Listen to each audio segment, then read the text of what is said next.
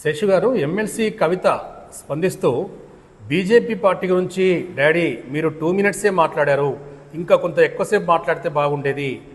చాలామందికి భవిష్యత్తులో BJP BRS పొత్తు పెట్టుకోబోతున్న సందేహాలు వస్తున్నాయి. మరొక విధంగా సానుకూలంగా స్పందించింది. ఏమని?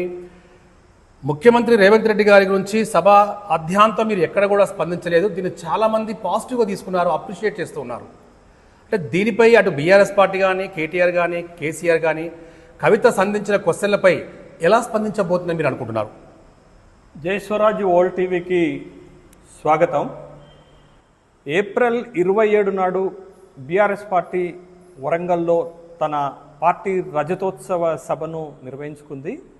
ఆ రజతోత్సవ సభలో ఉన్నటువంటి అంశాలపైన కేసీఆర్ దరిదాపు ఒక 50 నిమిషాలు మాట్లాడారు. కేసీఆర్ ప్రసంగం పైన కల్వకుంట్ల కవిత నెగటివ్ ఫీడ్బ్యాక్ రూపంలో కేసీఆర్కి 6 పేజీల లేఖని మై డియర్ డాడీ పేరుతోటి విడుదల చేయటం జరిగింది. ఆ లేఖలో ఒక పాజిటివ్ అంశము, మరొక నెగిటివ్ అంశము చాలా స్పష్టంగా తను బయటపెట్టినటువంటి అంశాన్ని మనం చూసాం. ఒకటి నెగిటివ్ అంశంలో గనక వచ్చినట్లయితే, మొత్తం మీ ప్రసంగంలో బీజేపీ పైన చివరిలో 2 నిమిషాలే మాట్లాడారు, 2 నిమిషాలు మాత్రమే విమర్శలు చేశారు. ఇది పార్టీ శ్రేణుల్లోకి రాంగ్ సంకేతం పంపించింది అనేటటువంటి తన అభిప్రాయాన్ని కేసీఆర్ ముందు లేఖ రూపంలో వ్యక్తం చేయడం జరిగింది.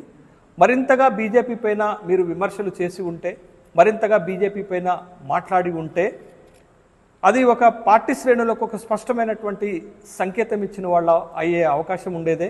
కానీ మీరు కేవలం 2 నిమిషాలు మాత్రమే బీజేపీ పైన మాట్లాడటం వల్ల బీఆర్ఎస్కి బీజేపీకి మధ్య ఏదో సంబంధాలు ఉన్నాయనేటటువంటి ఒక చర్చ, ఒక అపోహలు పార్టీలో ఏర్పడ్డాయి, ప్రజల్లో కూడా ఏర్పడ్డాయి అనేటటువంటి అభిప్రాయాన్ని తను వ్యక్తం చేయడం జరిగింది. మరి ముఖ్యంగా తాను తిహార్ జైల్లో ఉండటానికి బీజేపీనే కారణం అనేటటువంటి అభిప్రాయంతో కూడా కల్వకుంట్ల కవిత ఉన్నట్లుగా లేఖలో చాలా స్పష్టమైంది.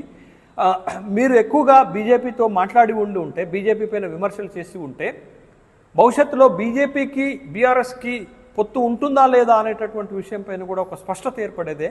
కానీ మీరు బీజేపీని అతి తక్కువ స్థాయిలో విమర్శించటం వల్ల భవిష్యత్తులో బీజేపీకి బీఆర్ఎస్కి మధ్య పొత్తు ఉండేటటువంటి అవకాశం ఉంది అనేటటువంటి విమర్శలు విపక్షాల నుండి, తర్వాత అలాంటి అపోహలు సొంత పార్టీలో కలిగేటటువంటి అవకాశాలు ఉన్నాయి అనేటటువంటి ఒక అసంతృప్తిని వ్యక్తం చేయడం జరిగింది. మరి ముఖ్యంగా బీజేపీ వల్లే తాను తిహార్ జైలుకి లిక్కర్ కుంభకోణంలో వెళ్లాల్సి వచ్చింది అనేటటువంటి అభిప్రాయం.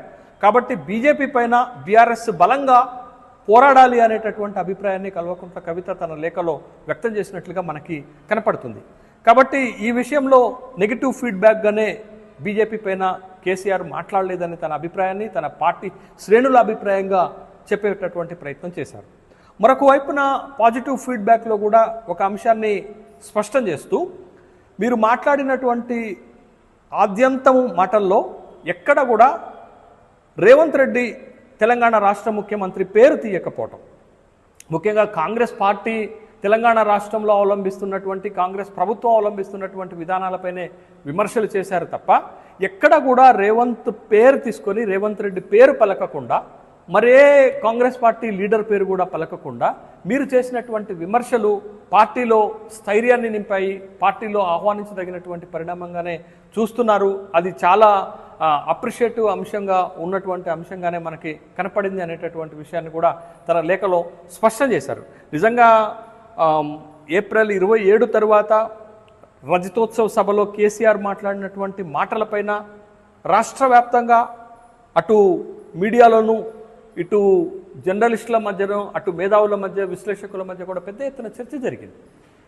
కేసీఆర్ ఇంకంత పంచ్ మోతాదుని పెంచి ఉంటే బాగుండేది అనేటటువంటి అభిప్రాయాలు వ్యక్తమైనటువంటి నేపథ్యంలో కల్వకుంట్ల కవిత రాసినటువంటి 6 పేజీల్లో కూడా చివరి మాటగా మీ ప్రసంగం చాలా అద్భుతంగా ఉంది, బాగుంది, మరింత పంచ్ మోతాదుని పెంచి ఉంటే బాగుండేది అనేటటువంటి అభిప్రాయాన్ని కూడా వ్యక్తం చేసింది. అదేవిధంగా ఈ 2 అంశాలపై కూడా గతంలో పెద్ద ఎత్తున చర్చ జరిగింది. బీజేపీ పైన సాఫ్ట్ కార్నర్గా ఉన్నారా కేసీఆర్, బీజేపీని ఎందుకు కార్నర్ చేయలేదు, బీజేపీ పైన తక్కువ ఎందుకు విమర్శలు చేశారనేటటువంటి విశ్లేషణ చర్చ కూడా జరిగింది. అదేవిధంగా రేవంత్ రెడ్డి పేరు తీసుకోకపోవటం కూడా ఒకానొక సందర్భంలో రేవంత్ రెడ్డి ఒక బహిరంగ సభలో మాట్లాడుతూ నా పేరు తీసుకోవడానికి కూడా కేసీఆర్కి ధైర్యం చాలలేదు అనేటటువంటి ఒక అంశాన్ని తను బహిరంగ సభలో మాట్లాడినటువంటి విషయాన్ని మనం చూసాం. అదే కల్వకుంట్ల కవిత తన లేఖలో రేవంత్ రెడ్డి పేరు తీసుకపోవటం పాజిటివ్ అంశంగాను, బీజేపీ పైన విమర్శలు చేయకపోవటాన్ని నెగిటివ్ అంశంగాను చూపించినటువంటి క్రమంలో తను రాసినటువంటి లేఖలో ఈ రెండు అంశాలకు కూడా ఒక ప్రాధాన్యత కలిగినటువంటి అంశాలుగా ఇవాళ రాష్ట్ర వ్యాప్తంగా చర్చ జరుగుతున్నటువంటి నేపథ్యంలో నిజంగా భవిష్యత్తులో బీఆర్ఎస్కి బీజేపీకి మధ్య పొత్తు కుదరబోతుందా?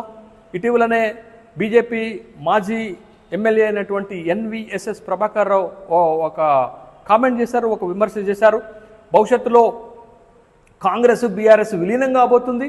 ఆ విలీన టర్మ్స్ అండ్ కండిషన్స్లో జూన్ 2వ తారీఖున కానీ డిసెంబర్ 9వ తారీఖున కానీ కేసీఆర్ని కాంగ్రెస్ అధిష్టానం ముఖ్యమంత్రి చేయబోతుంది అనేటువంటి విమర్శలు చేస్తే దానికి కౌంటర్గా కాంగ్రెస్ పార్టీ ఎంపీ అయినటువంటి మల్లు రవి బీఆర్ఎస్ బీజేపీ కలిసి పొత్తు పెట్టుకొని ఎన్నికల్లో పోటీ చేయబోతున్నాయనేటటువంటి ఒక విమర్శ చేయడం జరిగింది. అయితే భవిష్యత్తులో బీఆర్ఎస్ బీజేపీ టీడీపీ కలిసి తెలంగాణ రాష్ట్ర రాజకీయాల్లో ఎన్నికల్లో పోటీ చేయబోతున్నాయా అనేటటువంటి ప్రశ్న ఇవాళ ప్రజల ముందు ఒక చర్చనీయాంశంగా కల్వకుంట్ల కవిత లేఖ రూపంలో కూడా బయటకు వచ్చింది. ఇప్పటికే కాంగ్రెస్ పార్టీ చూసారా బీఆర్ఎస్కి బీజేపీకి మధ్య సంబంధాలను కల్వకుంట్ల కవితే ఒప్పుకుంటుంది అనేటటువంటి విమర్శలు ఒకవైపు చాపల కిరణ్ కుమార్ రెడ్డి, ఇంకొక వైపు అద్దంకి దయాకరు, మరొక వైపు బీర్లా ఐలయ్య యాదవ్ ముందుకు తీసుకొస్తున్నటువంటి క్రమంలో రాబోయే రోజుల్లో బీఆర్ఎస్ బీజేపీ తెలంగాణ రాష్ట్రంలో కలిసి పోటీ చేస్తాయా, లేకపోతే కల్వకుంట్ల కవిత